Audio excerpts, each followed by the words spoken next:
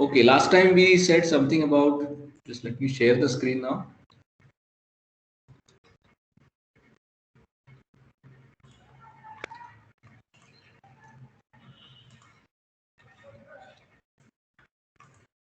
Okay, is the slide visible to you, all of you?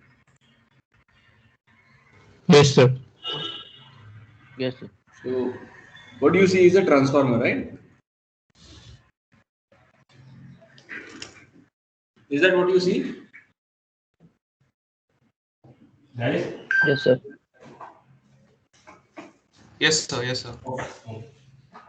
Just hold on for some time. Let others also join.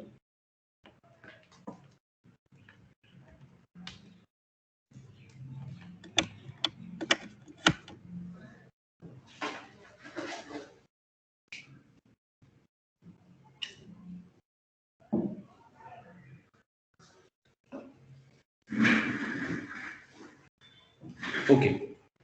So last time we saw something about the inductors, the resistors, capacitors, and inductors. Okay. There is one more important component that is used extensively in electronics, and that is a transformer. So we say that the transformer is a four-terminal device, and we know that we have simply magnetically coupled coils placed in a particular fashion, so that the charging flux developed by one coil will be linked with the other and induce EMF in that particular coil. So transformer basically is a very interesting application of what is called as a mutual inductance. As stated over here, the purpose of the transformer is to transfer power from primary winding, where the generator is connected, to the secondary winding, where the load is connected across the secondary winding. Okay, you can see the symbol. Now there are various different symbols. This particular core, as you can see, we can use the air core, we can use the iron core. At the lower frequencies, normally we use the iron core. Okay. For very high frequencies, we use ferrites as the cores. Now, what is the function of this cores? The function of this core is simply to link the magnetic lines of force. That's all. To concentrate magnetic lines of force. Okay. Now, at higher frequencies, some features of these cores also come into picture. Specifically, what is called as the hysteresis loop. Okay. So why iron core is used at lower frequencies? Because it is having some certain characteristics which are good at low frequencies. Okay, the magnetic linkage, the linkage of the magnetic lines of force are better exhibited by the iron core. It has got a different hysteresis loop. For details, you can just go to study of the hysteresis loop itself based on the material. So we have to see how to get maximum number of linkages uh, coupled to secondary winding. That actually defines how efficient the transformer is. Okay, important parameters of transformer. Basically, understand one thing, that transformer is a very important device from the point of view that we are using many times we are using transformers for isolation purpose also. Okay, we'll see that in more details. Okay, important parameters, the turns ratio. All of you know what is the turn, what are the turns ratio, so I need not be explicit on that front. Then you have what is called as the voltage ratio, which is related to the turns ratio like this. Okay, with this formula, Vp by Vs is equal to Np by Ns.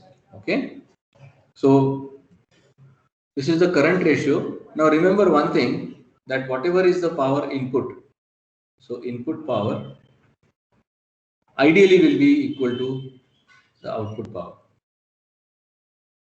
Ideally, that would mean the efficiency is 100%, but that never is the situation. There will be some losses, and so the power that is input, whatever is the power output, is never equal to input power. Okay. Now, how do you calculate the power specifically when you talk in terms of the volt amperes? Okay. Now, what we are doing here is we are assuming that it is the um, power factor is equal to 1. So cos phi is equal to 1. Okay, and that in that case we make sure that VA is in terms of wattage. Doesn't matter at this point of time. But of course, this never is the case. Power factor is never equal to 1. It will be less than 1. Okay. So anyways, apart from that, whatever is, so you can see here that there is a balance here. So if I have larger voltage at the primary, and if I have lower voltage at the secondary, naturally the primary current is lower and the secondary current is higher. So if I want to have something like a transformer which steps down from, let us say, 230 volts to 12 volts, okay, and you have to specify what is the current. So if I say 2 amperes, in that case, corresponding to the turns ratio, the voltage ratio also, the primary current will be different. Okay, you can calculate it with this formula.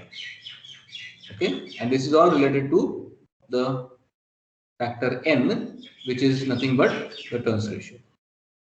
Okay, remember that the total secondary power equals primary power ideally. That is what we have talked about.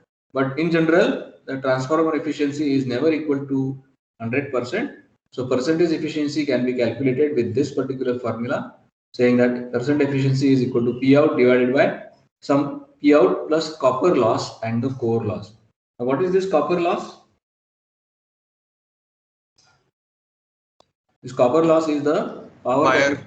Yes, the wire has got some certain resistance, and you know that I square into R losses will be there as far as the copper loss is concerned. What about the core loss? There will be something called as eddy currents, and these eddy currents are generated because of the circulation of the flux in the core, and that these particular eddy currents also will give rise to some certain power loss. Okay, those are called as the core losses. Now we have to find out a transformer whose efficiency is as high as possible, but no matter what you do, it will never be equal to 100%. So what are the factors which are affecting the transformer efficiency? Copper loss we have already seen, heating effect of the current in the coil, the heating effect of the induced eddy currents, we have seen that, magnetization of the iron core, and there will be some flux leakage. Not all the flux that is generated will be linked to the secondary, there will be some flux leakage, and this flux leakage is contributing to the decrease in the transformer efficiency.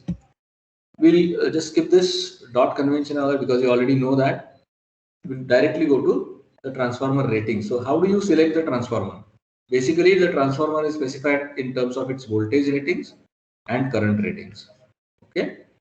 So manufacturers will specify the voltage rating of the primary and the secondary. Okay.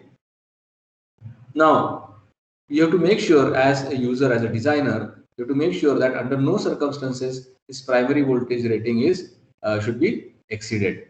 Okay, so if it is rated at 230 volts, normally we say 230 volts single phase 50 hertz as a specification of the input, and then as a step down to 12 volts. Of course, we are talking in terms of RMS here. So you should never have input voltage more than 230 volts, give or take plus minus 10 volts. Okay, so this is a very important thing. If you expose this to 440 volts, if the input is 440 volts, there will be a problem with the transformer, in the sense the primary current will be too large and the primary winding may burn out, or the insulation may burn out, creating a short circuit. Okay, then current ratings. Manufacturer will also specify current ratings, but this will be only for the secondary windings. That is what I am saying. When we specify transformer, we will say 2 volts and 2 amperes, or maybe 3 amperes, whatever. So if the secondary current exceeds this rated value, if you try to draw more current, excessive I square losses will be there, causing the secondary and primary to overheat. This again is a problem, and eventually it will destroy the transformer. Now understand one thing, very important here, that suppose you want a 230 volt step down transformer to 12 volts, and the rating that is required, the current that you are supposed to draw, it is again dependent on the load. Okay, so this is dictated by the load. Let us say it is 2 amperes. If you go to the market and if you get a 230 volts, shopkeeper says I have 230 volts, 12 volts and 5 amperes. Will this be okay, or it can it be used or cannot be used? Tell me, guys. Sir, cannot be used. Why? Sir, the current rating of appliances is fixed. If it exceeds the limit, so then That we is can. that is absolutely wrong. Okay, doesn't matter. I know Yes, this sir. is these are very important concepts. So what exactly does a transformer do? I have a transformer like this, and you are connecting a load here. Transformer generates, or let us say generates output voltage. It doesn't generate current. So can I call this transformer secondary part as a voltage source? Is it a voltage source or a current source? Tell me, guys. Voltage. Voltage. Let us agree to that. Okay. Now, does a voltage source force any current into the load? No. It doesn't.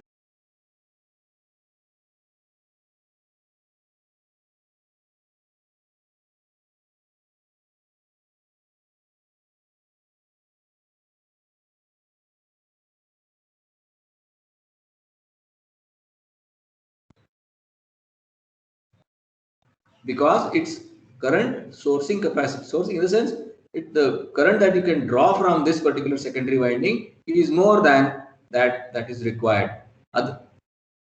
Please don't take this into, please understand this carefully, that the transformer is not going to force any current. It is up to the load to draw the current. That has to be understood carefully. In fact, if you have a 5 ampere capacity secondary, it means that the secondary winding SWG, that is the thickness of the secondary winding, is more, meaning that the secondary winding resistance is less, meaning that the output resistance or the output impedance of the transformer is less, meaning that it is in fact, it is giving us better regulation. Okay, if you have not understood this, let us consider one very simple example, which we have talked about many times. So this is your circuit which we have talked about many times. This is your RS. This is E. Do you remember this? Yes. This is IL. This is B, L, and we plotted something like this.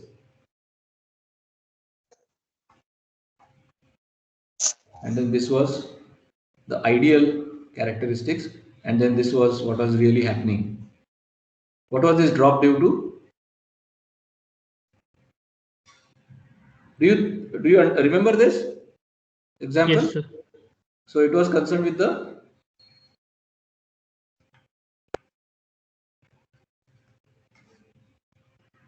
loading effect is always going to be there with you, remember. So we said that ideally RS should be as small as possible, right? For any voltage source, RS should be as small as possible. Ideally 0. Remember that? Do you remember that? Yes, sir. Yes, sir. Okay. Yes, sir. The same case here.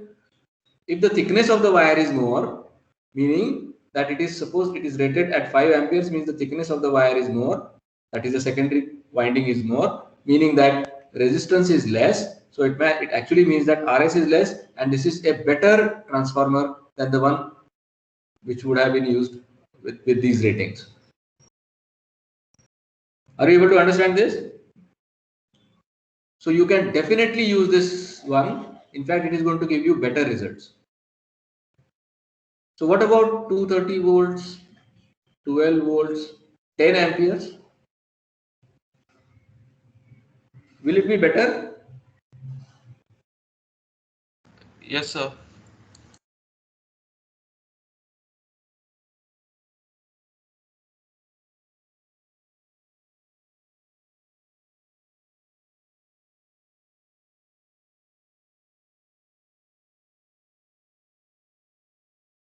Seems there was a call drop.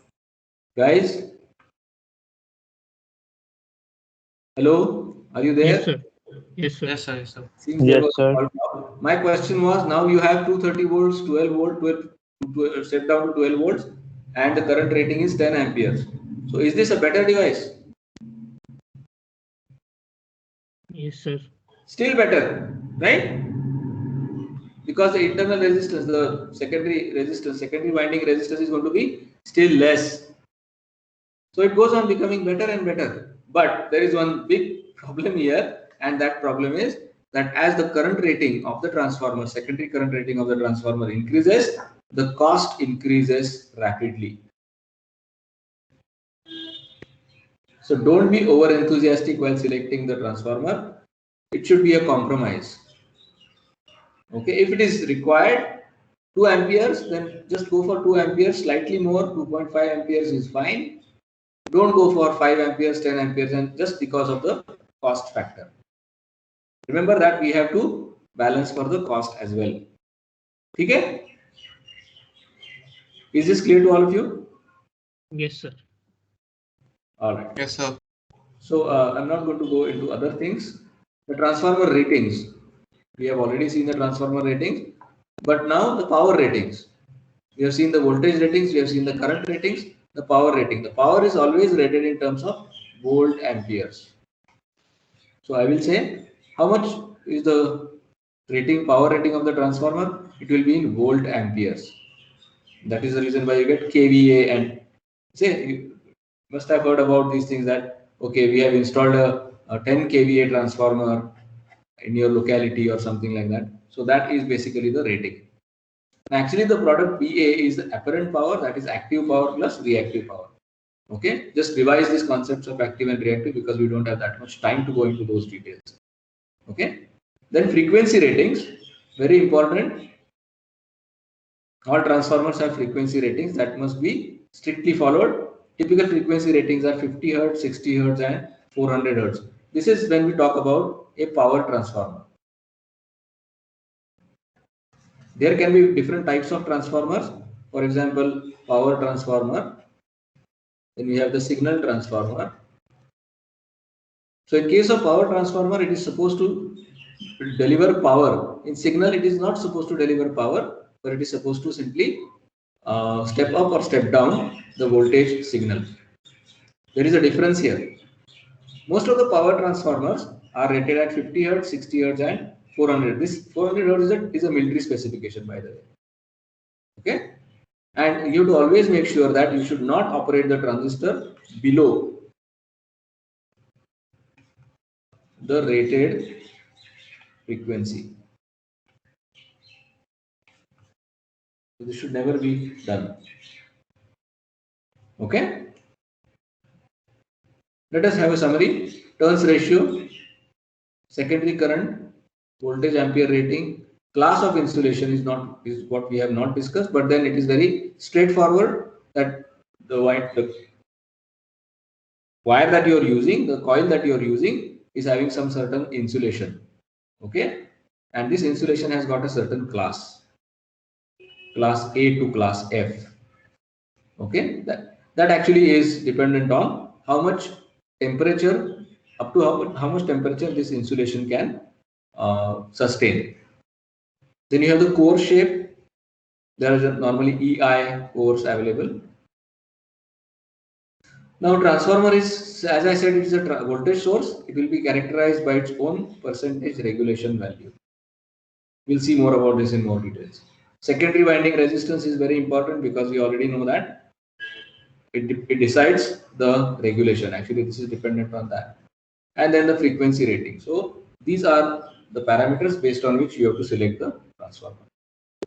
This is how the transformers may look like. Okay, you can see here that there are E and I sections, and based on the stacking of these sections will make you a good core, and this you can use for the winding of the transformer. So this is not the only core which is used. There are many different types of cores available. Specifically for higher frequencies, signal transformers, we have different frequencies, different cores. Okay, so that was as far as the transformers are concerned. So now we have completed almost all the passive devices. Now let us go with the active devices. Okay, many times diode is not called as active device, but I classify it as a active device because it requires external voltage for the operation to start. Okay, so we already know PN junction diodes. This is already known to you. We have already used this many times, but now the time has come for us to summarize these types of diodes and then see what the important ratings. Now, why I'm telling you all these ratings is because, as I said, design demands that you select a proper device. Okay, if you don't select a proper device, your design is going to fail. So this is a very, very important step wherein the selection of components is one of the most important, in fact, the most important process in electronic design. So we start with PN junction diodes now. How do you select the diodes? So all of you know the basic construction of the diode, you know the diode curve and so on and so forth. And then it is used for many different applications, specifically the rectifier. It is used in rectifiers, which we call as the power applications. Then we use in switching applications and clipper clampers we have already done, no? We have already studied Yes. clippers and clampers. Yes, sir. Yes, So sir. Yes, sir. diodes are used there also. As you can see here, that this is a this is a rectifier diode, this is a switching diode. Of course, the sizes are not according to the scale. Okay, just to make you understand that such a kind of diodes do exist. This is also one type of diode and it is used for very high current applications. Okay, this is the most important slide here. Selection parameters. The very first thing that you start with is the peak inverse voltage. So whenever you want to select a diode, see, you must have a checklist. All of you make a practice of having a checklist of the specifications. Just like for the resistors, capacitors, inductors, and transformers, we have a checklist. Like for resistors, we have value, we have tolerance, we have the power rating. For capacitors, we have again the value, the tolerance, the voltage rating. For inductors, we have value. We don't have tolerance there, but we have current rating. Okay, and of course the core and all those kinds of things. For a transformer, we have already seen just now. So you just make a checklist. Okay, and corresponding to that checklist, you can go for the selection of the devices. Is that clear? Up to this point, any doubts, any questions, guys? Yes, sir. It's clear. All right. Yes.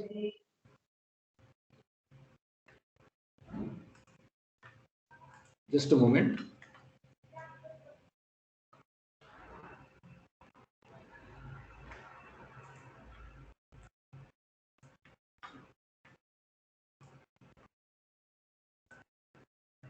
Okay. So whenever you are supposed to select diodes, just a moment, please.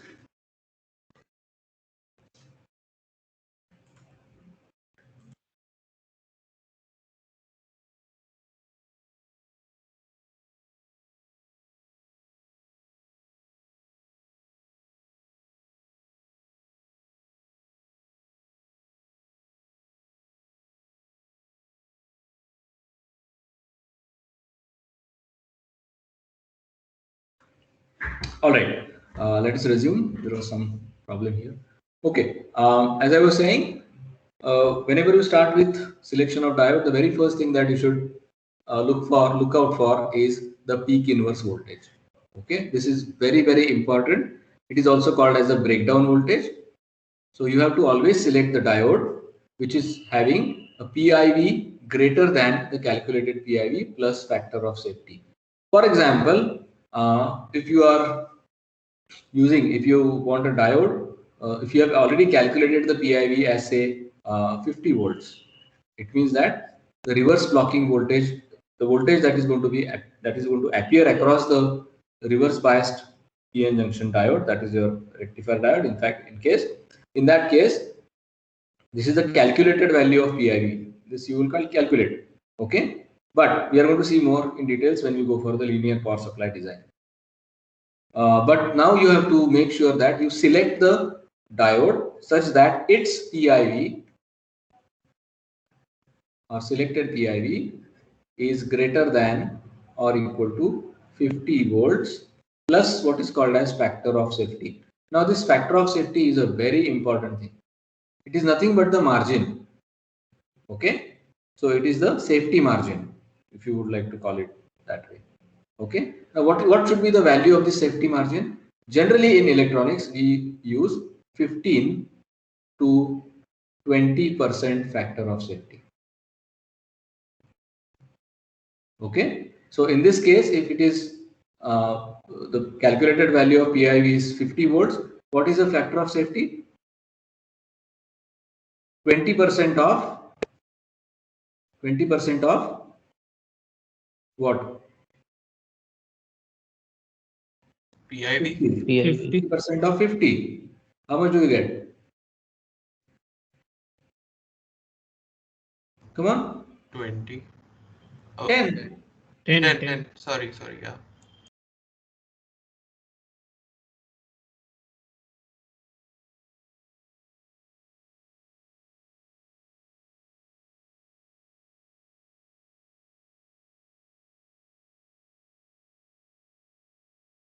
Of the device which you are designing. For different classes, at this point we will talk about this in more details. There are three basic classes. One is called as the commercial. Second we call as the industrial. And the third one, yes, anyone? Military grade. So this is the commercial grade, industrial grade and military grade. All these have different specifications. In the sense, if I look out for commercial specifications, the temperature range will be about from 0 degrees to centigrade to about 50 degrees centigrade. If you look at military, it will be from minus 25 degrees Celsius to let us say 75 degrees Celsius. I'm just giving very rough kind of estimate as to. So you have a different ranges of ratings for commercial, industrial and military grade. There is one more grade called as space grade. And obviously, as the grade progresses from commercial to industrial to military to space, obviously the cost of the component goes on increasing. Okay, so depending on the type of equipment that you are making, you have to select the type of the components. All these components, right from resistors, inductors, capacitors, all these are available. All the integrated circuits, all bipolar junction transistors, everything is available in these particular 4 grades. So please understand this carefully. Okay, now when you are designing something, in that case the factor of safety has to be decided corresponding to the grade of the equipment that you are making. For example, commercial, you don't really require that stringent let us say factor of safety, so you can have 20%. For industrial, maybe you can use 40%, and for military grade you have to use 100%. Okay, kind of factor of safety, because the reliability and the, let us say, the robustness of your design will be based on these things. Anyways, so what we are interested in knowing right now is what is the significance of factor of safety.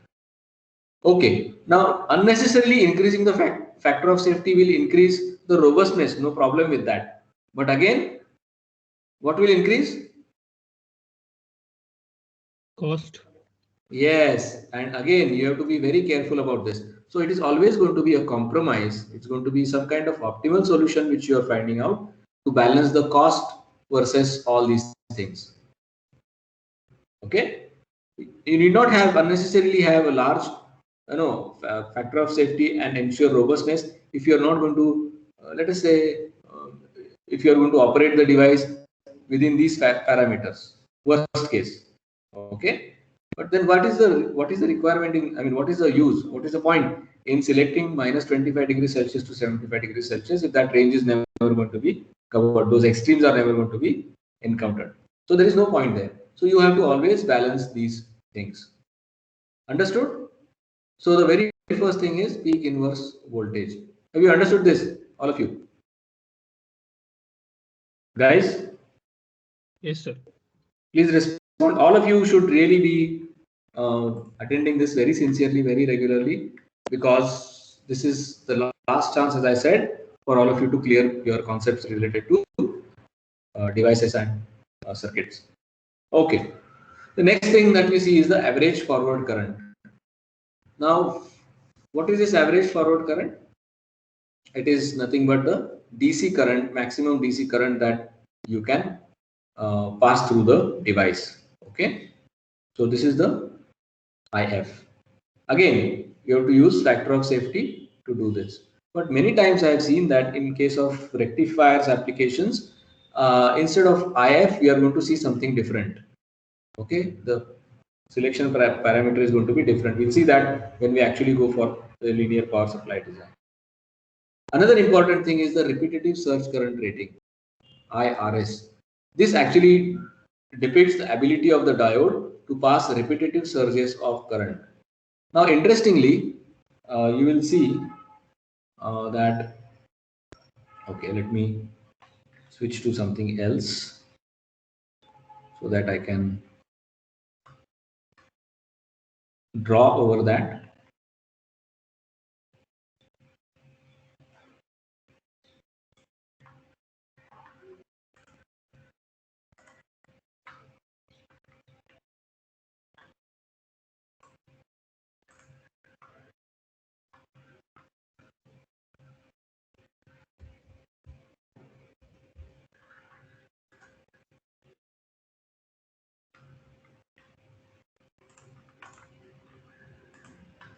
I'm switching to a different screen now.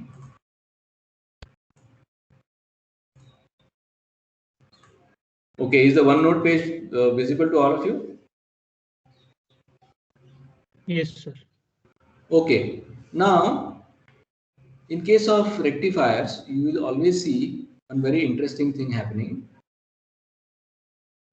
and that is when you are using the diode. Let us say this is a simple rectifier circuit, half a rectifier, and you are using a capacitor filter. Okay, this is the load. In such a situation, what is the current, what is the nature of the current flowing through the diode is what we have to understand first.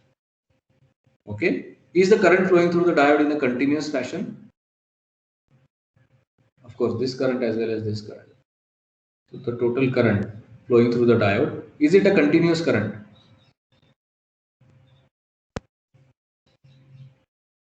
Is it a continuous current? If you look at the voltage waveforms, the voltage output, it will be something like this. You have half-wave rectification. Just hold on for some time.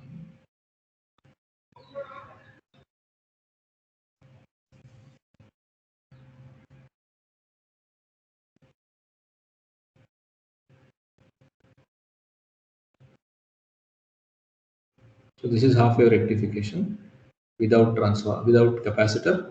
Now once we have the capacitor, the voltage is going to be something like this.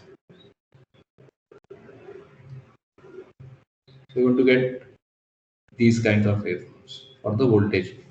Similarly, for the current, if I draw on the same axis, the current that is drawn, okay. So when will the diode be on? Only when during this particular portion of the signal of the cycle. So if I do it this way, here we have the diode current flowing, and it flows like this. So you have a typical shape like this. Okay, of course here also you will have the same shape. But here for the first cycle, I'm purposely not telling you that. Let me complete this figure.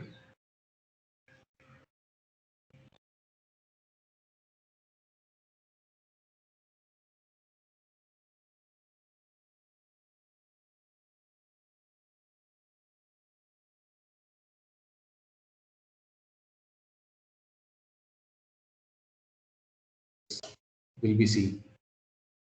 Are you getting this? This is time. Have you understood, guys? Hello? Yes, sir. These are called as the repetitive search current.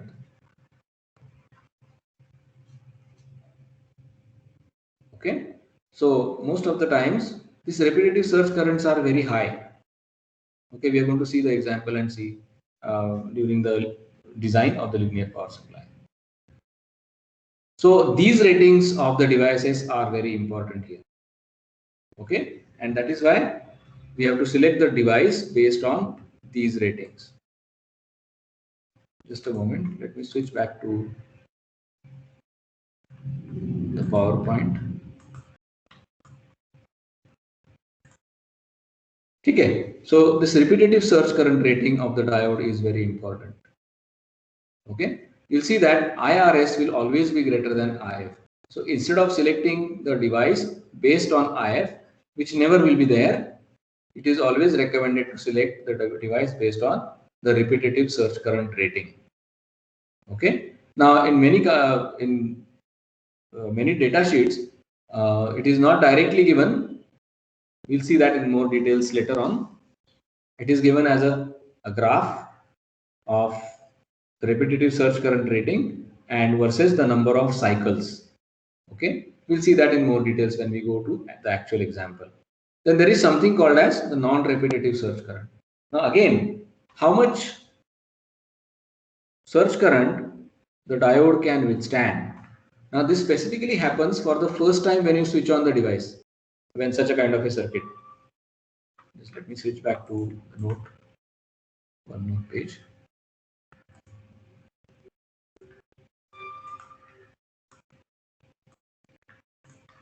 Okay, is this visible now?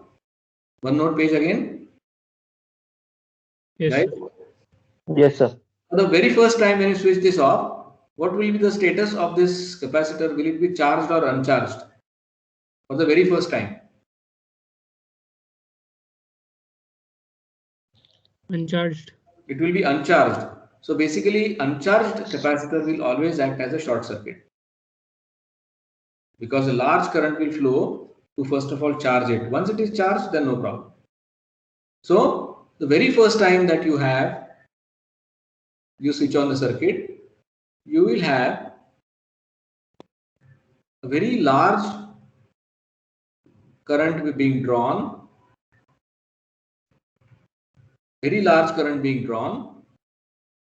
over here for the very first cycle, for the very first time. Okay, that current will be something like this, which will be a huge current, and this is called as the non-repetitive surge current.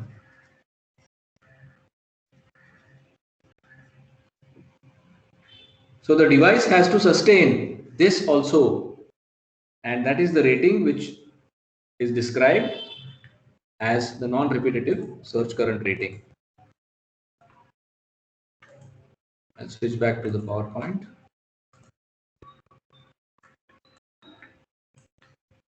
So this is what is the non-repetitive surge current rating. Have you understood this, guys? Yes, sir. Yes. Then we have something called as a forward voltage drop. Okay. Now this forward voltage drop is always specified by the manufacturer in the data sheets. All these information you will get in the data sheet. We are going to see a sample of data sheet and then things will be more clear. Okay. Now this VF also is very important. I'll again switch back to one note, explain this forward voltage drop and how you calculate the bulk resistance, the concept called as a bulk resistance. Okay, so most of the times the manufacturers will give you the forward voltage drop and the forward current also. These are given in the data sheet. Now, if you look at the device characteristics, this will be your I D, this will be your VD. Okay, and we already know what is the nature of the diode curve. Okay, so here it is called as the cut-in voltage V gamma, which is nearly 0.6 volts to 0.7 volts in case of silicon diode. Please remember we are talking about silicon diode. And the manufacturer gives you this VF and IF. Okay, so he says that okay, this is your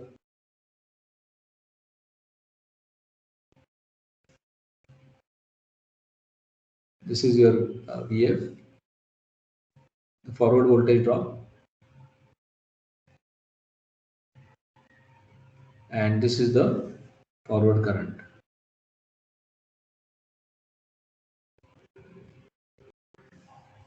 So we have this as the IF and this as the VF. Now, how do you calculate what is called as a bulk resistance?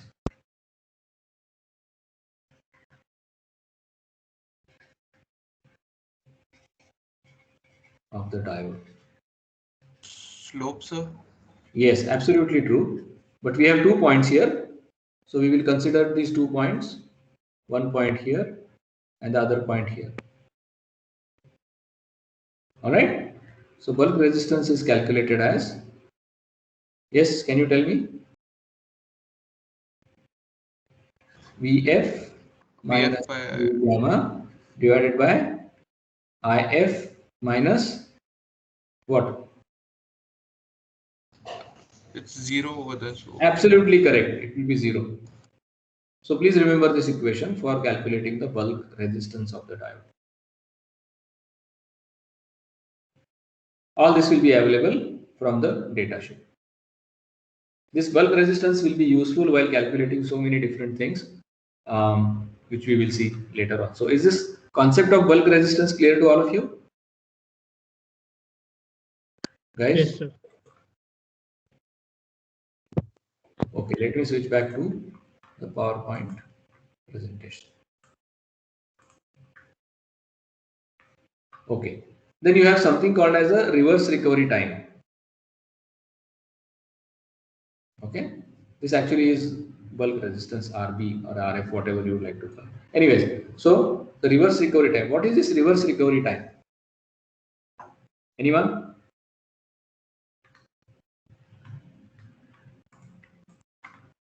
What is reverse recovery time? I'll have to switch back to note like this. This is going to be always the situation.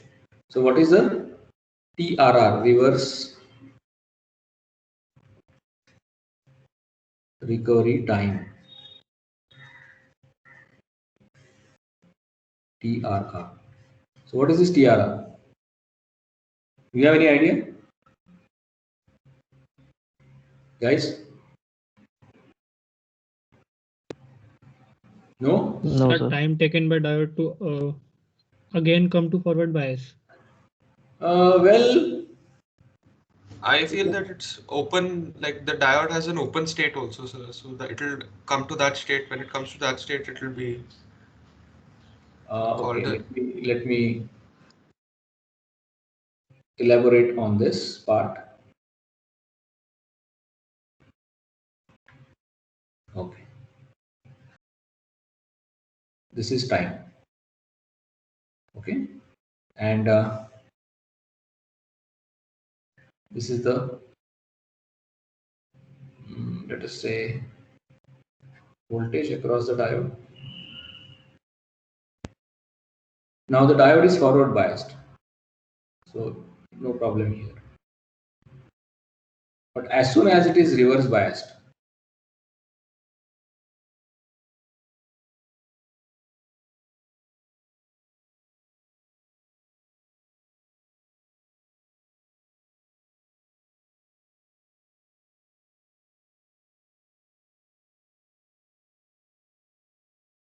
junction. Okay, na? So when the diode is forward biased, what is happening is the depletion region is non-existent. The depletion region is gone. Are you able to follow me? Yes, sir. Right? So we have the electrons, electrons going from, so if this is positive, if this is negative,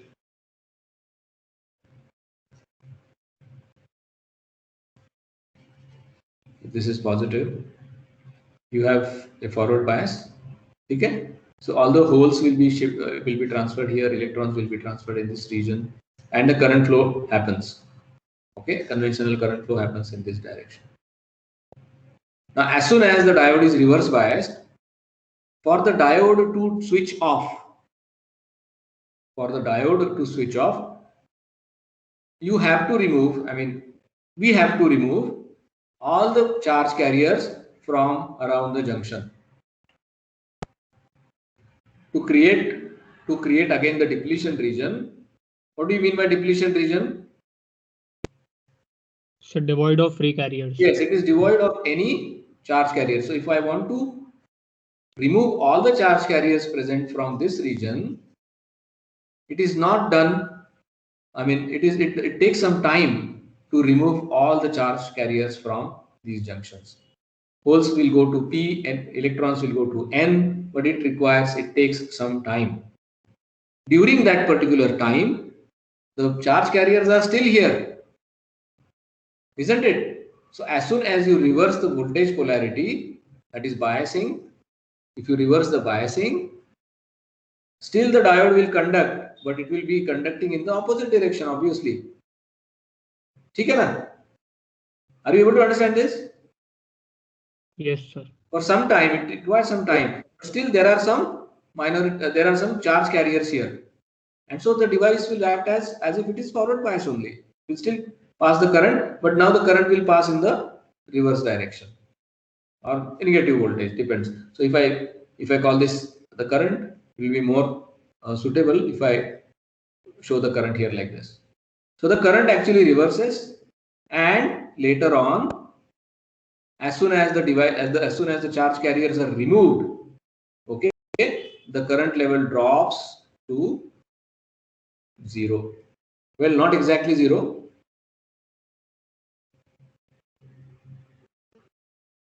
But what? Can you tell me?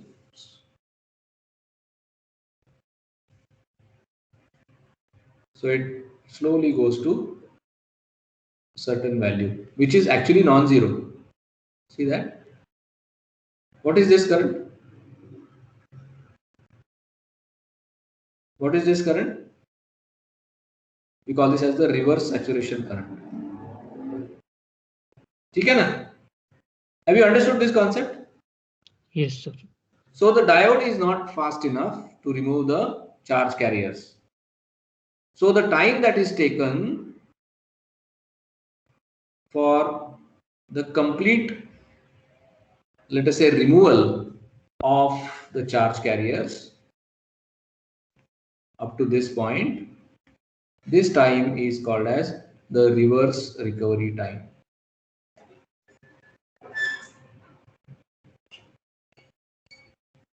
Are you able to understand this now? Yes, sir. Okay. Yes, sir. Now, people have been manufacturing the diodes with as small TRR as possible. Obviously, TRR small, if your signal frequency or whatever is the input frequency, if that frequency is large, then we want the TRR should be as small as possible. So for 50 Hertz, you really don't have any problem. Most of the rectifier diodes will suffice. Their TRRs will suffice. But if you are switching that diode at, let us say, 1 megahertz, in that case, that particular diode will not be suitable.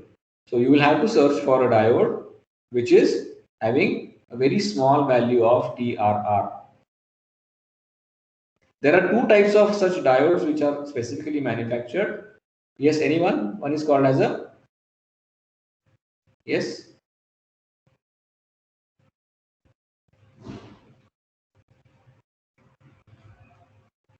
Have you heard of this?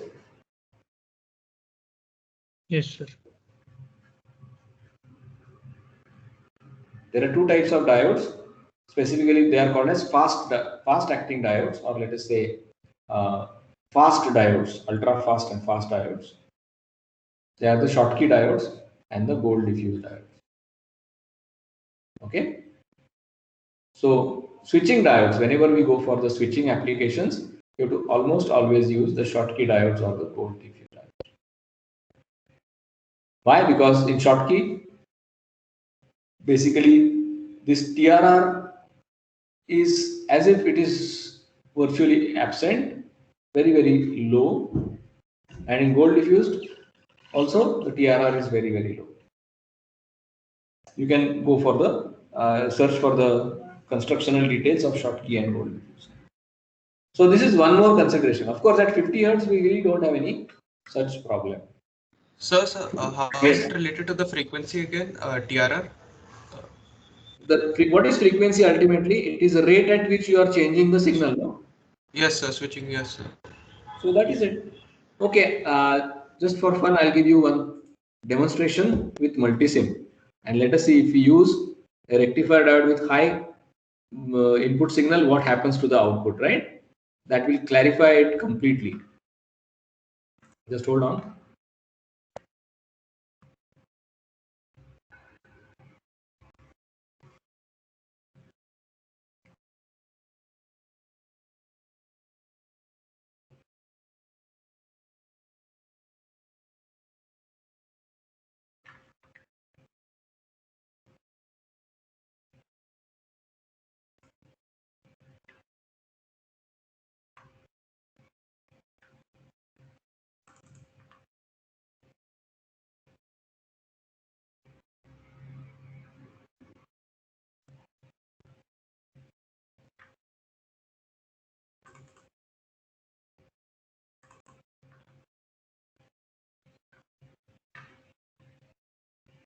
Just hold on, please. Okay.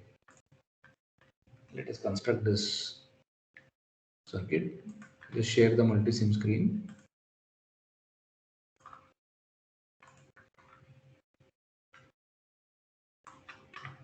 Okay, is the multi-sim screen visible to all of you? Yes, sir. Yes, sir. Okay, so I'll just select the source as a power source or signal source in this case, no problem with that. Okay, then I'll use the load over here. But before that, I'll use a diode. A rectifier diode I'll use first of all. 1N4001.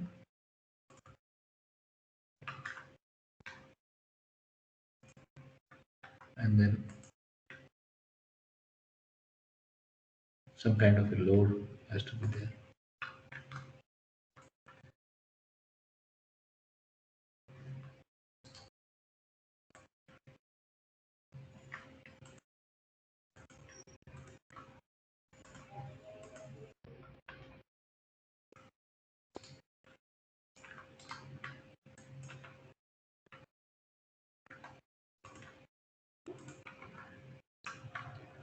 I'll first set this to, let us say, 50 volts peak and a frequency of 50 hertz. We'll use an oscilloscope.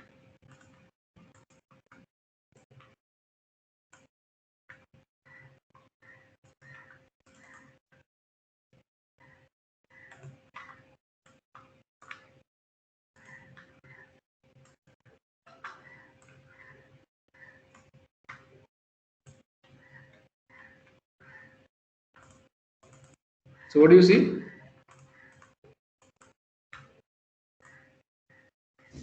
Fine, no problem, no? It is getting rectified. The lower part of the signal is removed. The negative part of the signal is removed. Fine. Guys, you see this? Yes, sir. Yes, sir. Okay. Now let me change the frequency to some very high value. Let us say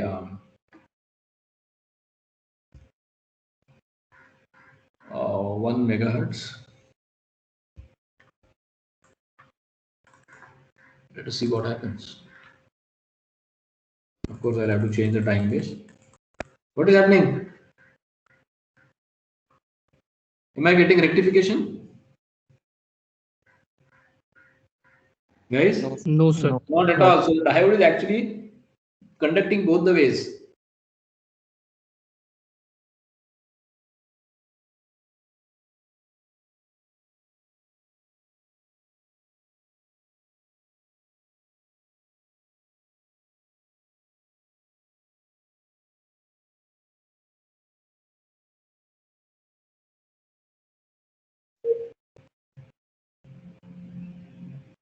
Guys, are you there with me?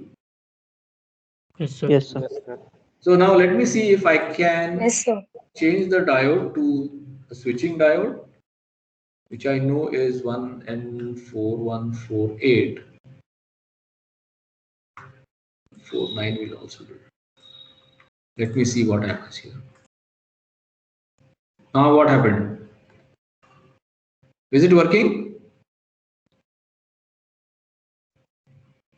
Yes, Yes, sir. sir. Definitely.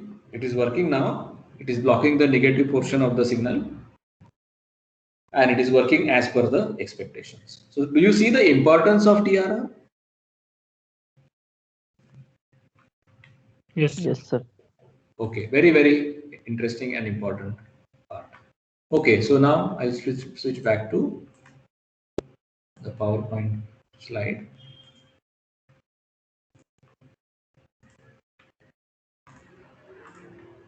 So now you are in a position to select a diode. Okay, just make this a kind of a checklist and then it will be easier for you. We'll see more about this later on. Yes, and there are special function diodes, specifically the light emitting diode, which are very popularly known, popularly used. And there are variants of these diodes now. There are 5 mm variants, then there are 3 mm variants, and then these are all through hole components. We do have some SMD LEDs also, which we will not see here for this discussion. We'll just concentrate on the 5 mm kind of devices which look like this, which you have most of the times which you have used. So based on the color that is emanated, okay, we have the forward voltage drop. Remember, the forward voltage drop is, even though it is a diode, it is not at all 0.7 volts. A lot of people commit mistake in assuming that it is 0.7 volts. No, for infrared and red, generally it is about 1.5 to 1.8. Okay, so this is the forward voltage drop is this. For yellow it is different, for green it is different, for blue and white also it is in the range of the blue itself. Okay, so you have to understand this. Why do you have to look at these things? Because you'll see that the series resistor that has to be put along with this circuit requires that. I'll show you a very simple example. Okay, let me switch back to the OneNote page.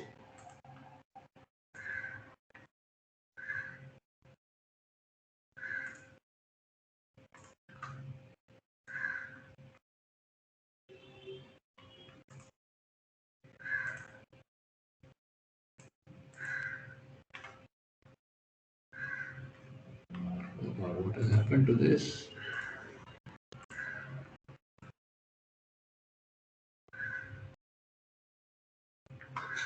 All right. Now you see the page, OneNote page. Guys? Yes, sir. Okay, now I'll give you one simple example or simple problem that you have a 5-volt DC supply. You should have a series resistance R and what is called as a red LED.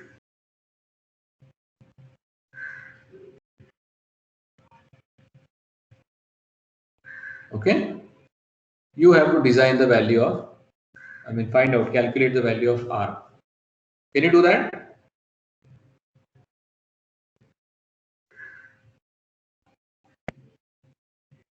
Can you do that? Please do it along with me. This is the current I or whatever, IL you would like to call it. So use KVL. What do I get?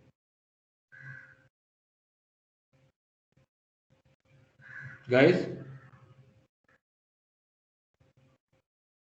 5 minus 5 volts minus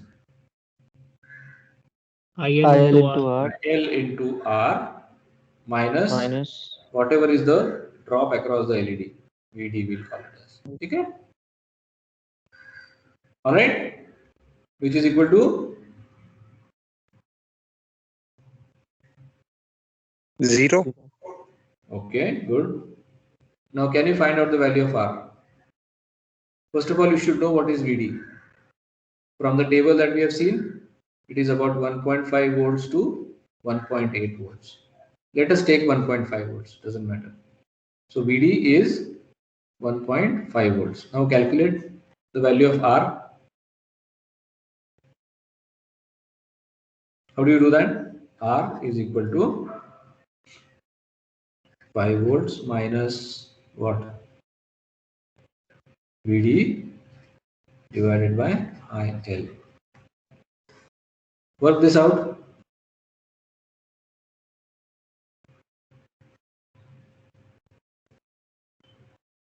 Five volt minus 1.5 volts divided by IL. Can you solve this? Guys?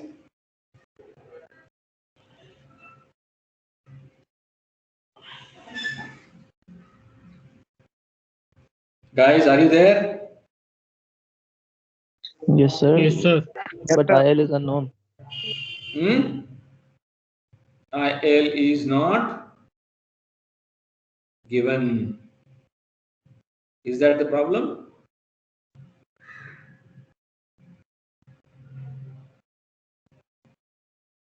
Is that the problem? Yes, sir. Yes, it is a problem unless you know that for that 5 mm LED, that is a 5 millimeter diameter LED, most of the times the current flowing through the diode should be between 10 milliamperes to maximum 20 milliamperes.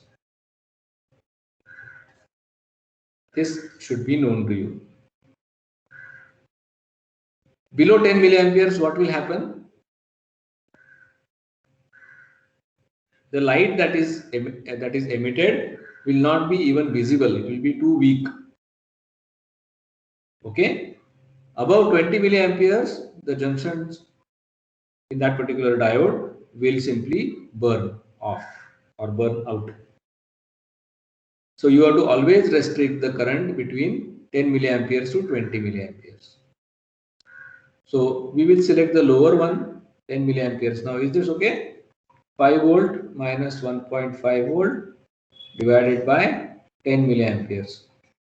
Now what is the value of R? 350. 350 ohms, correct? But 350 is not a standard value of resistor, is it? If you look at E24 series or E12 series, let us consider E12 series for the time being. So the neighboring value is 330 ohms and the other side it is 470 ohms. Now the designer is faced with a dilemma. Which value to select? 330. Why? Because our current is 10 milliamperes, so if we reduce it below that, the intensity will be low, and so we require a 330, a little lower resistance, so that it comes in the range of 10 to 20 milliamperes. Guys, I think there was a call drop again. So why 330? So because the current should be 330 between. nearest. It is closer. Is it the reason? No. So because it should come, the current should be between 10 milliamperes and 20 milliamperes. If we take Correct. 470, Very good. Very good. So the logical reasoning should be, if you select 470 ohms, the current will be less than 10 milliamperes. And you'll have a problem with the visibility of that LED. On the other hand, if you use 330 ohms, in that case, it will be smack in between this particular acceptable range. It will be slightly more than 10, but on the lower side. And that is the reason why whenever you see a microcontroller which is operating, I mean, with the core voltage is 5 volts, you normally have, if you want to use a resistor like this, you want to use LED like this, it almost always is 330 ohms. This is the one of the easiest designs, but still it has to be given such a lot of consideration. Again, is 330 ohms is the only is it the only criteria for selecting the resistor? We've already seen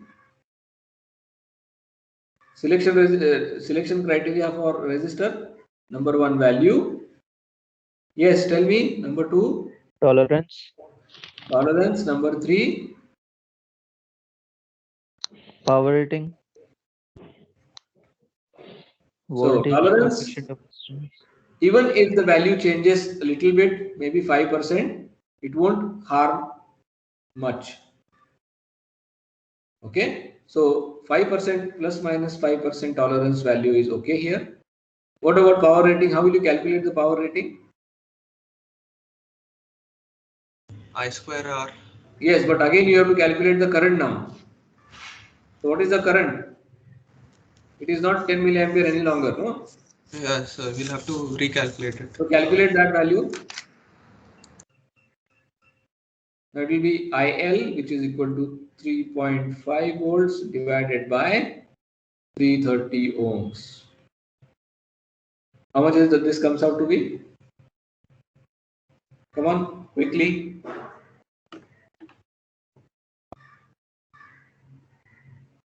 $10.6 milliamps. Are you sure? I don't have a calculator here. Okay, let Yeah, me sir. verify. Fine, can be. Okay, 3.5 divided by 330. Okay, 10.6, correct. So 10.6 milliamperes. Okay.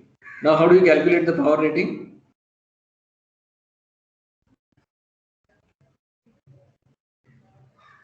I square into R. Find out 10.6 milliampere square into 330. How much do you get? 370. Yeah, 370. No, sorry. It's not 370. Remember, it It's is in watts. 0.037. So how many milliwatts? How many milliwatts? It's around it's Give me the around exact 37 value. 37 milliwatts. Okay.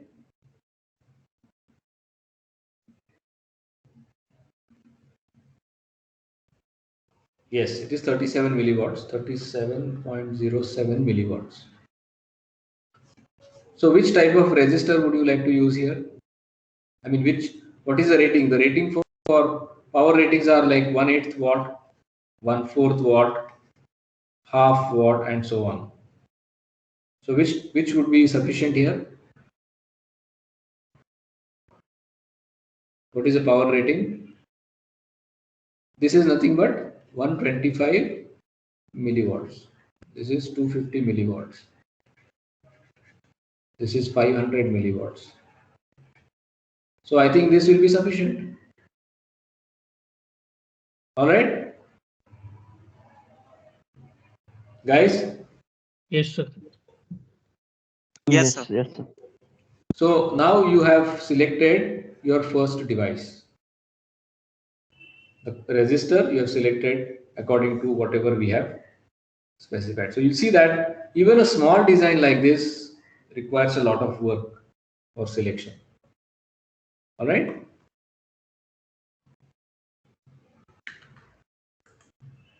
Yes, sir. Okay, let me switch back to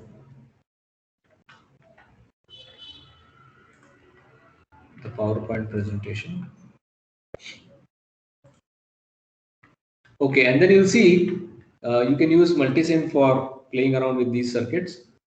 There are different types of LEDs, red LEDs, blue LED, green and yellow, and you can see that the current and the voltage across the LEDs are basically the voltage across the LEDs are really different.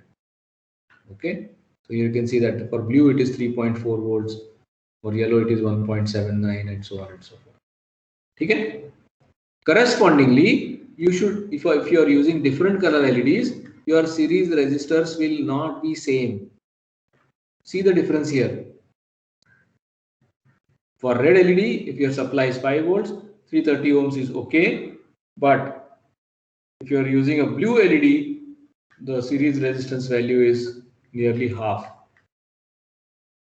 Obviously, because the drop across the LED is more in this case. Okay? All right, guys. Yes, sir. Yes, sir. Okay. Shall we have a break of 2 minutes? Yes, sir. Yes, sir. Continuously speaking for 2 hours is a little bit hectic for me. So we will have a break of 2 minutes and then we will resume. Okay. It's 11:15 by my watch. Let us meet at 11:17.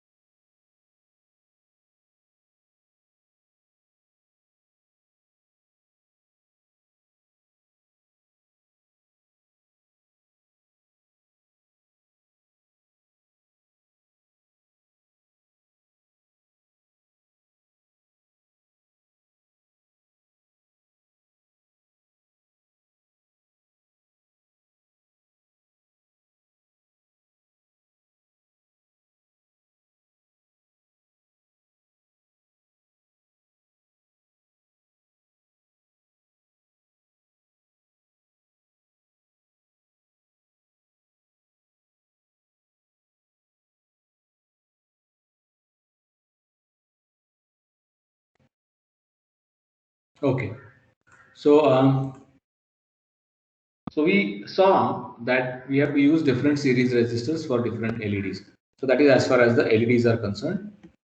Then another interesting diode is a Zener diode. So what is the speciality of the Zener diode, guys? Sir, it works in the reverse bias. Well, it is used in the reverse bias region or the reversed region. Why? Because it has got one very important characteristics, and that is a controlled. You can have a programmed breakdown voltage. Okay, this kind of controlled, or let us say programmed by design, you can have this breakdown voltage. So what do you mean by breakdown?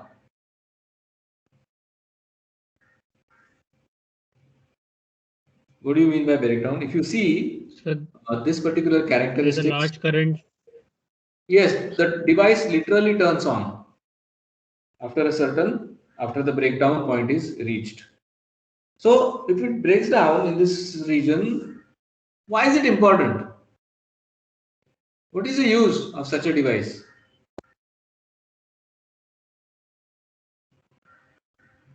If you notice carefully, the voltage across the device, once it breaks down, the voltage across the device is fairly constant.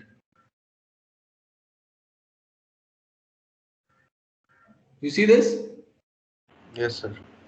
So if I want to make something which generates a constant output voltage, irrespective of changes in the load current or changes in the input voltage, which we call as the Voltage regulator. voltage regulators. So this is the best device. What I can simply do is I can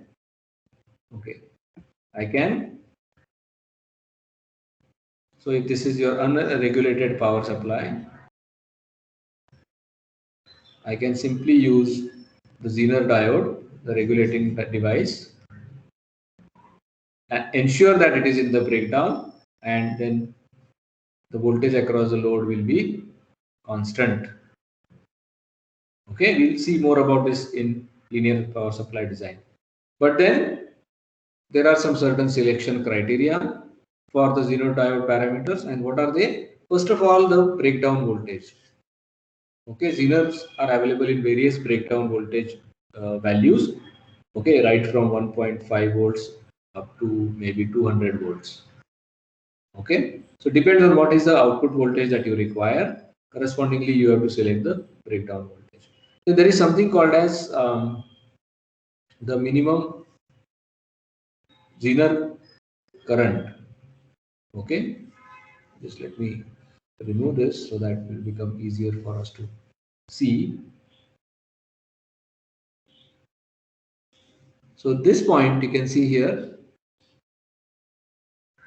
Sorry, not that one. This is called as a test current, IZT, but this is the current, minimum Zener current here. So this one. Why is it important? Because this is the minimum current which is required to flow through the Zener in order to maintain in the breakdown region. Otherwise, if the Zener current drops below this IZ minimum, in that case, you can see that the curve will be, the operating point will be somewhere here, and the regulation is lost. That is the voltage, the constant voltage. You will not get constant voltage across the Zener. So that IZ minimum is also very important. IZ maximum, I cannot pass more current, unlimited current through the Zener. There is a certain limit to that, and that is the IZ maximum. If I try to pass more current than the IZ maximum, the device may be permanently damaged. Then there is something called as power dissipation, maximum power dissipation capacity. We'll see about this in more details when we go in for linear power supply design. But just make sure that these are the 4 parameters which are very, very important for Zener diodes. Coming to bipolar junction transistor, Now, what are the selection parameters? BVCO, this is the breakdown voltage. So what is this breakdown BVCO? Okay, if you have a transistor, this is the collector, emitter and base. What is the maximum voltage that you can apply between these two terminals, that is collector and emitter, when base is open? That is the BVCO. Okay, B is the maximum voltage that can be applied across collector and emitter. Please remember that if you exceed this rating, the collector base junction will break down permanently. Another thing, maximum collector current. Obviously, that is as straightforward. Then you have what is called as the maximum power dissipation. How much power it can handle, how much power that is dissipated it can handle safely. Okay, is the maximum power dissipation capacity. We already know HFE, that is the beta, also beta DC, and there is something called as transition frequency. This probably is new to you. To understand this, if you look at the data sheet, you will see that for a typical transistor,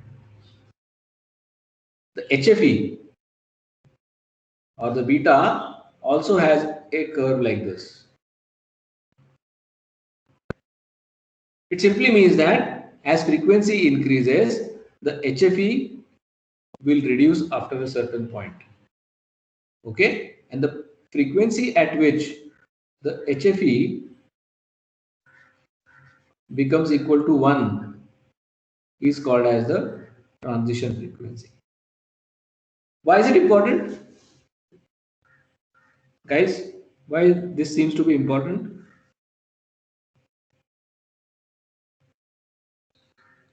Tell me.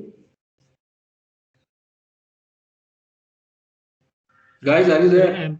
Sir, amplifiers we won't gain. Yes, So we won't get gain any reduces to amplification at unity. all. So there is Correct. We won't get any amplification at all because if HFE itself is 1, there is no point in saying that it is an amplifier. So we have to always make sure that you operate the device at much lower frequency than the FT. Or conversely, if you want to operate at a particular frequency, in that case, make sure that the FT is greater than equal to 10 times or even 100 times that of the working frequency.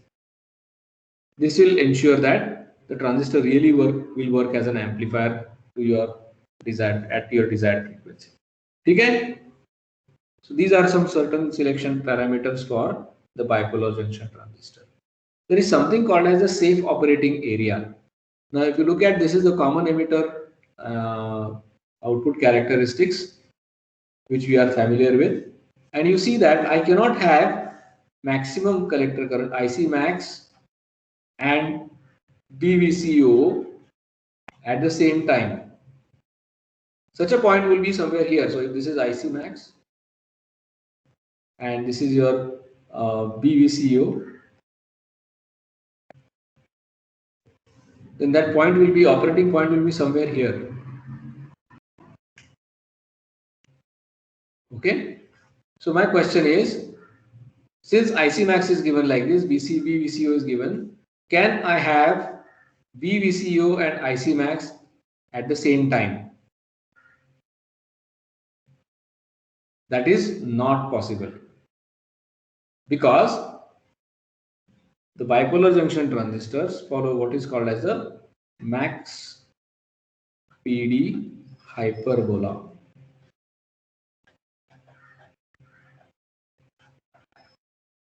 So you can see here, this is the max PD hyperbola. So always you have to make sure that the transistor is operating within this limit, because if it exceeds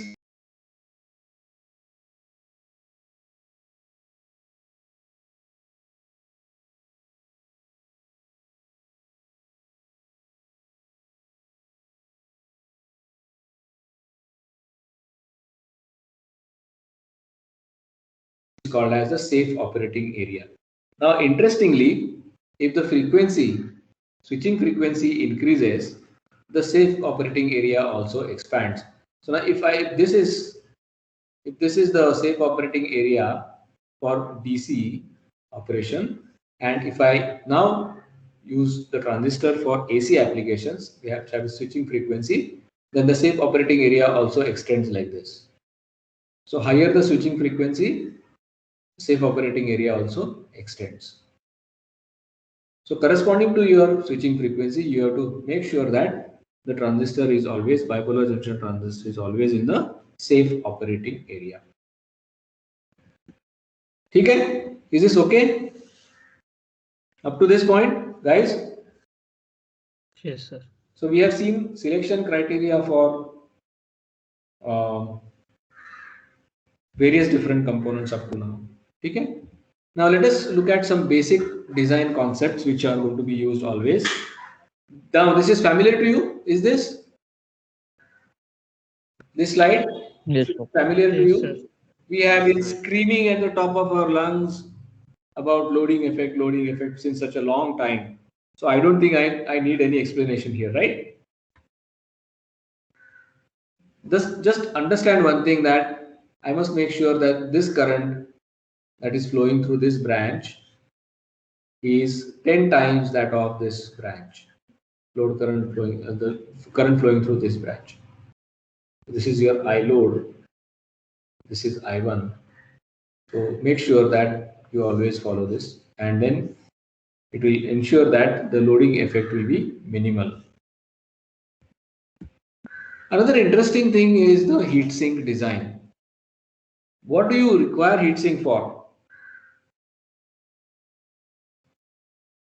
So our components may get hot, so we might Why will the require component get hot? In simple plain words? because power dissipation. Yes. Means all our current and all our Mostly if you consider the transistor BJT, bipolar junction transistor, this is the collector current flowing through. This is emitter. This is base. Now, what is the problem associated with any bipolar junction transistor?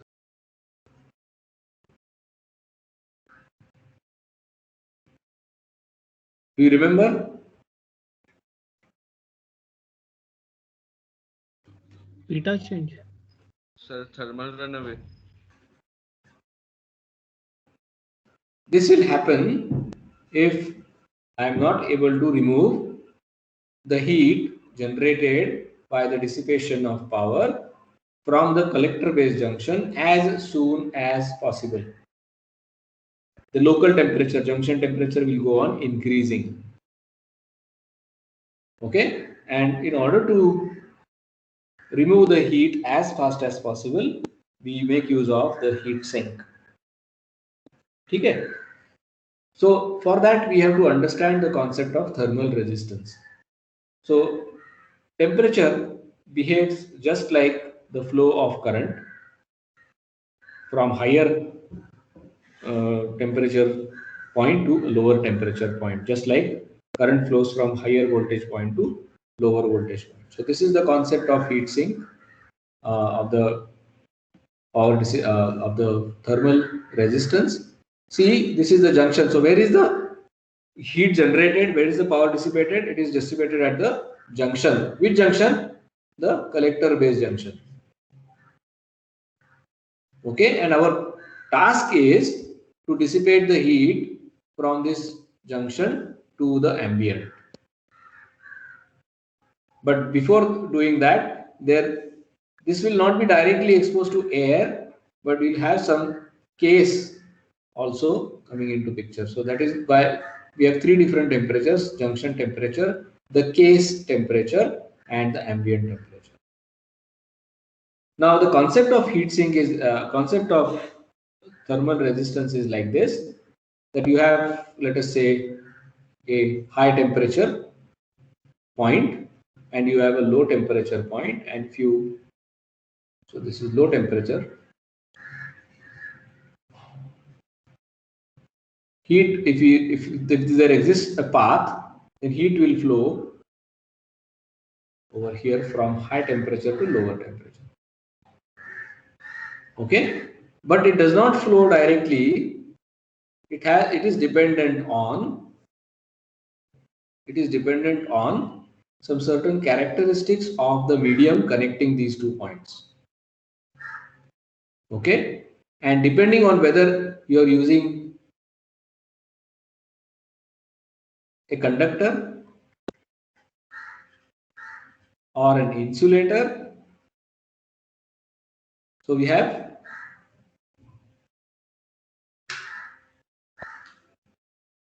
heat conductor or heat insulator. So this medium, the characteristics of this medium, if it is conducive to heat transfer, in that case the resistance, equivalent resistance will be less. If it is higher, if it is a heat insulator, in that case the resistance will be more. Are you able to understand this? But in any ways, you will have something like this always there. This is the thermal resistance. And the thermal resistance is calculated simply as like this. Theta, it is called as theta, junction temperature minus ambient temperature, that is a difference, and divided by the power dissipation. Look at the units. The units are degrees Celsius per watt. All right. Have you understood the concept of thermal resistance? Guys? Guys, are you all there with me? Yes, sir. Sir, just a doubt, sir. Yes, please go. Sir, in modern times, sir, we no longer use the BJT. If I'm not mistaken, we use MOS devices. It is not that BJTs are totally outdated. There Yes, are sir, yes, various sir. different applications, but yes, we do use MOSFETs for quite a large number of applications. Yes, and the interesting thing about MOSFET is what? Uh, the feature size can be very small. No, no, And no, no. There is no problem of thermal runaway. oh, okay, okay, That is a huge advantage. okay. So how, Okay. sir? Like I so Sorry. how does it not have thermal runaway? Okay, okay. Oh, sorry. It's related to BJT. Sorry. No, MOSFET doesn't have thermal runaway. Yes, it's a good question. And we have already answered that question in EDA when we studied MOSFET, E-MOSFET. Okay, why there is thermal runaway for BJT in the first place? Let us talk about that. So what is the collector current composed of? If you see, IB plus IC. this is ICN, if it is PNP, NPN plus ICEO. Remember this? This ICEO is the reverse saturation current flowing between the collector base junction. Collector base junction is reverse biased. Remember that. And this is ICEO, which is the reverse saturation current. And who creates reverse saturation current? Reverse saturation current is because of what?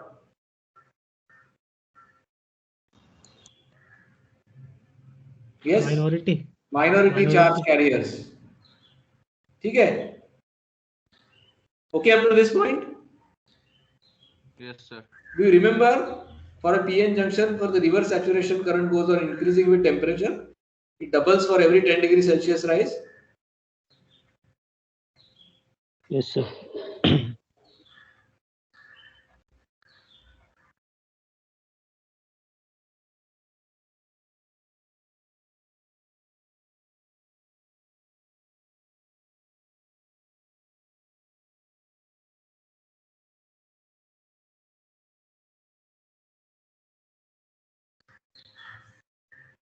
the collector current is flowing like this. Guys, am I audible? Yes, sir.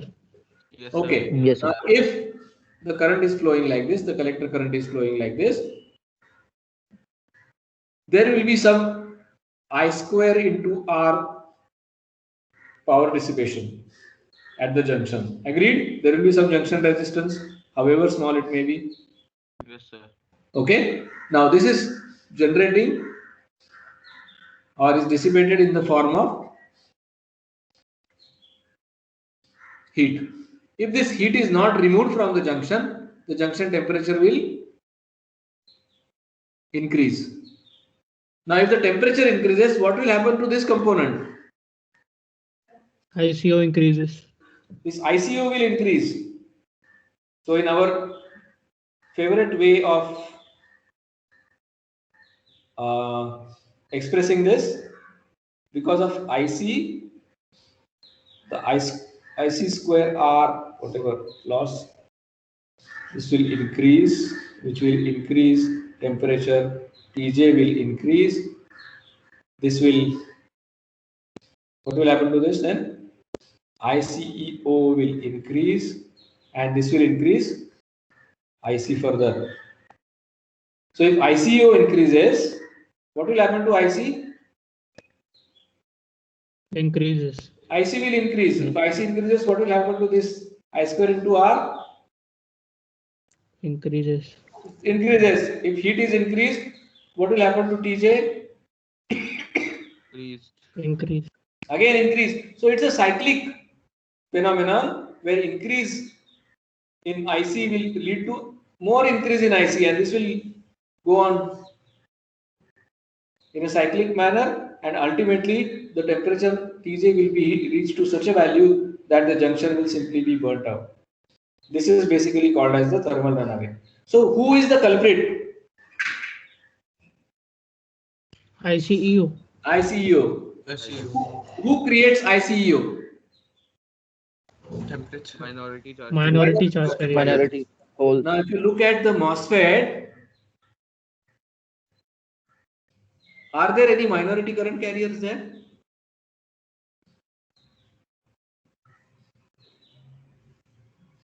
In a MOSFET, are there any minority current carriers?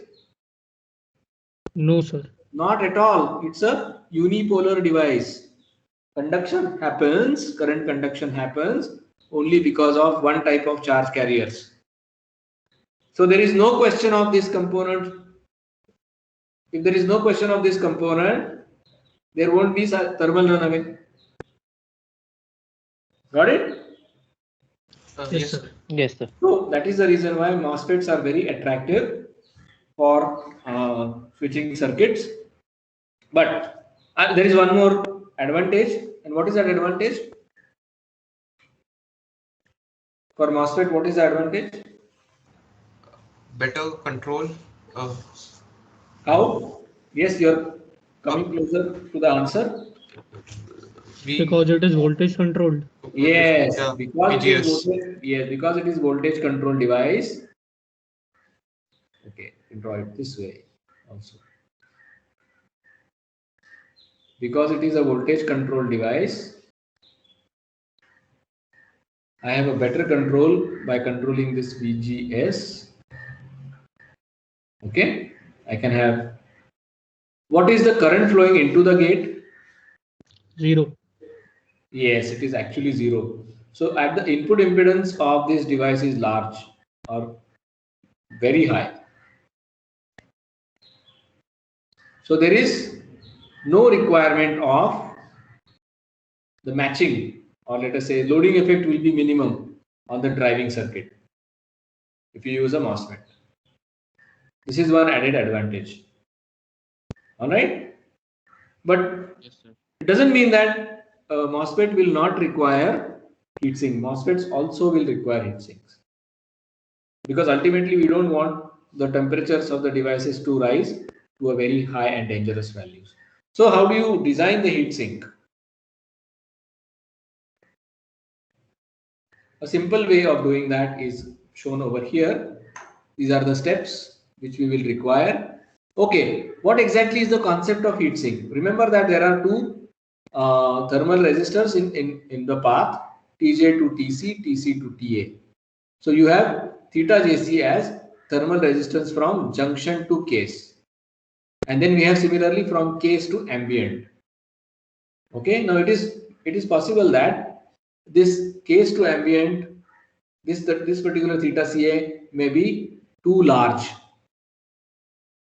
If it is too large, heat will not be dissipated faster. So what we want to do is we want to make sure that this path is, this particular thermal resistance is minimized somehow. Okay, and for that what we use is a heat sink. So a heat sink is also adding to one particular node over here, but this value of theta Chs is very small, and this is again very small. So effectively,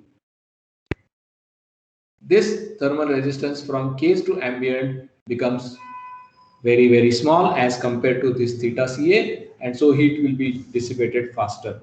These are the steps. We will be given the power dissipation, ambient temperature, junction temperature, package type. First of all, you have to compute the theta Ja that is required. That is junction to ambient direct. This one, this is theta Ca. Okay. Now find theta Ja for the device from the data sheet. Every device will have its own theta Ja. Now, if your theta Ja, which is calculated, is less than the theta Ja of the device, then you require a heat sink. Otherwise, you won't require a heat sink because already the thermal resistance is smaller. Again, from theta Jc corresponding to the table, which we will see. Of course, we are going to see all these things in more details. So there is a table which gives theta Jc for typical packages like TO220 package and so on and so forth. So typical values of theta Jc are given. From that table, you can select theta Jc, find theta Chs again from the table corresponding to the type of interface. What is this theta Chs? It is the thermal resistance from case to heat sink. And this is very small. Okay. You can use direct coupling, you can use mica, or you can use thermal compound. Okay. Ultimately, what you do is you calculate theta HSA and select the value of the heat sink whose theta HSA is less than this calculated value of theta HSA.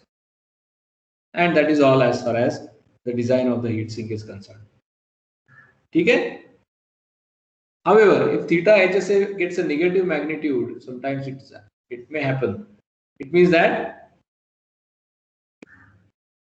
it simply means that one heatsink will not be, one particular device will not be sufficient to dissipate that high amount of power. So you'll be requiring large number of, multiple, that is a parallel combination of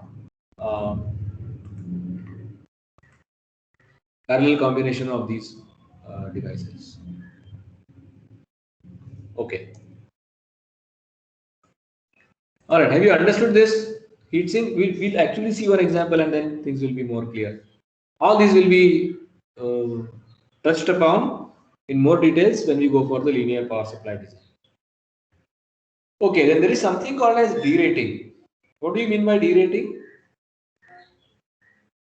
The manufacturer claims that, okay, the transistor can dissipate, let us say 100% of the rated load.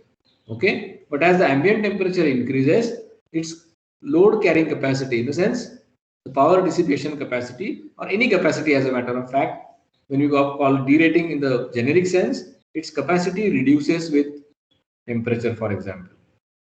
So even if the manufacturer claims that his device is able to dissipate about 115 watts, okay, but up to only certain temperature.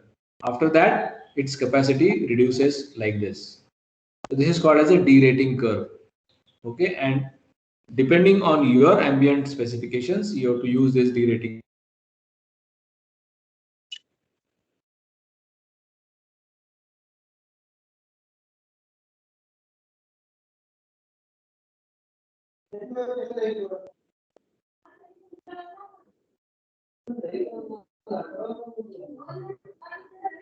In great details.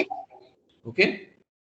This is what is important. Parameters for selection of operational amplifier. Input voltage range, CMRR, SVRR. I hope all of you remember these things. Okay. All these things are required for selection of operational amplifiers. Again, the data sheets of various manufacturers will give you these values. There are some typical performance curves for electrical parameters, specifically the parameters which are affected by change in supply voltage, change in operating frequency, and change in temperature. So all this is given in the data sheets, which you have to give a look before you select the device. These are some parameter evaluations for AC and DC applications of the operational amplifier. I think we have already seen this kind of table. I need not be more elaborate on this. Okay, important concepts just to revise for the operational amplifier. Number one, yes, tell me. Voltage gain of ideal op amp is infinite. The concept of input resistance of ideal op amp is also infinite. Then there is something called as a virtual short. We have already seen this. Okay, and most important concept, op amp does not like any voltage difference across its input. I mean, do you remember this? We have already discussed this in the class, I think, guys. Yes, sir. So, can you take a revision about op amps? Yes, before going for the lockdown, this thing mode, we have already covered this concepts, right? If you remember. Yes, sir, but can you take a revision for op amps? No, it is okay. I'll require an hour or so to do that. So maybe next time, before starting with anything, I will revise the concepts of op amp, right? Yes, sir, because it's Because I thought important. that this is already no, this is we have already seen this. Of course, it was almost 1 year back, but then okay, let me see if how I can accommodate this again in one of the sessions. Okay, we have already seen this, so I think I will general considerations. Amplifier, where you have a problem with the amplifiers, be careful with the supply pins. Don't make them too high for the amplifier and don't make them too low. High supplies will damage that part. Low supplies won't bias the internal. So there is again a compromise. Make sure that the negative supply is tied to the low impedance potential. Make sure positive supplies the voltage you expect with respect to the negative supply of the pin, because we are talking about the dual power supply here. Grounds can't be trusted. Important, very important problem with the things, analog circuits, and also in digital circuits too. So grounding scheme has to be planned carefully. Okay. So if the circuit has a lot of digital circuitry, you can separate out the analog and the digital grounds altogether. It is very difficult, if not impossible, to remove the digital switching noise from analog signal.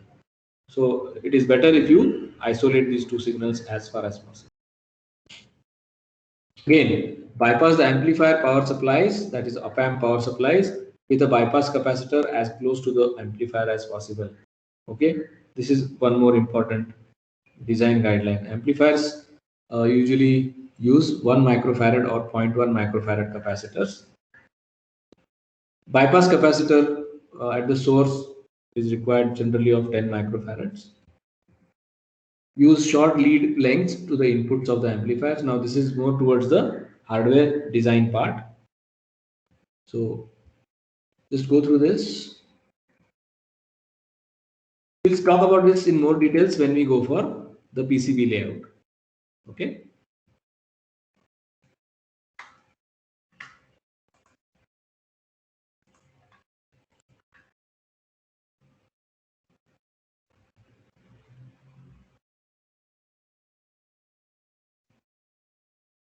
All right. And to conclude, I will just put this slide in front of you about the microcontroller. Of course, it is not possible for us to cover the entire sections, analog as well as digital as well as microcontrollers all in one go. But this is one guideline for the microcontroller selection. So you have to choose the microcontroller based on one, power requirement, number of I/O ports, speed, interrupt latency, built-in peripherals, program memory, data memory, or whether it is RTOS capable. Interesting thing or most important thing is output sourcing current. Is there any ICSP facility? Then is there any IDE support, cross compiler support, package type? Is there any simulation tool available for that? The general availability of the unit, and of course the cost.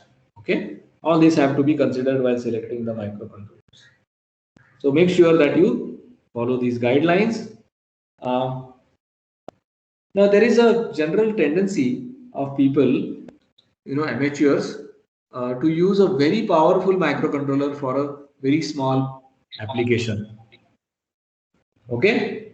Now in one of the colleges where I've been going as a expert to deliver an expert session on micro design, I asked those people, how many of you are using advanced microcontrollers? Okay, one of the chaps, there was only one chap who replied, yes, I'm using ARM core, that is ARM based microcontroller.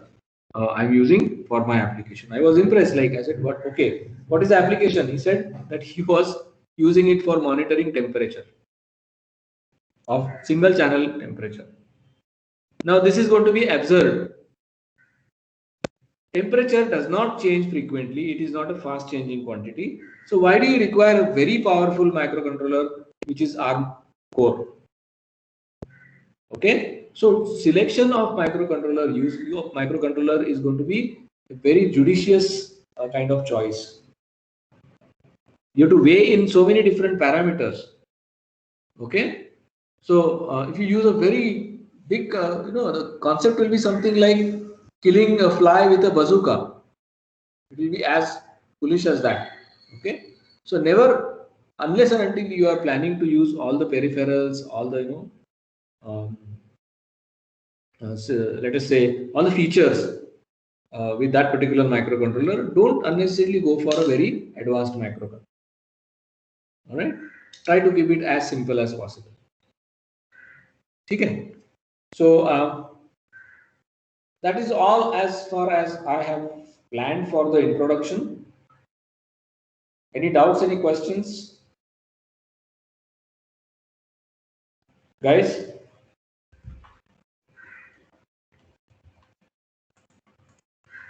Guys, are you there still with me? Yes, sir. Yes, sir. Yes, sir. Okay, so I think we will stop over here for today.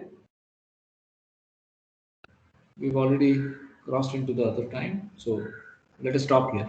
All right. Yes, sir. Any doubts, any questions? You can just make a list of the doubts, questions, whatever you have in mind. You can either message them to me, or in the next session you can bring out those doubts. Okay? Yes, Is that sir. fine? Yes, sir. Yes, sir. Okay, sir.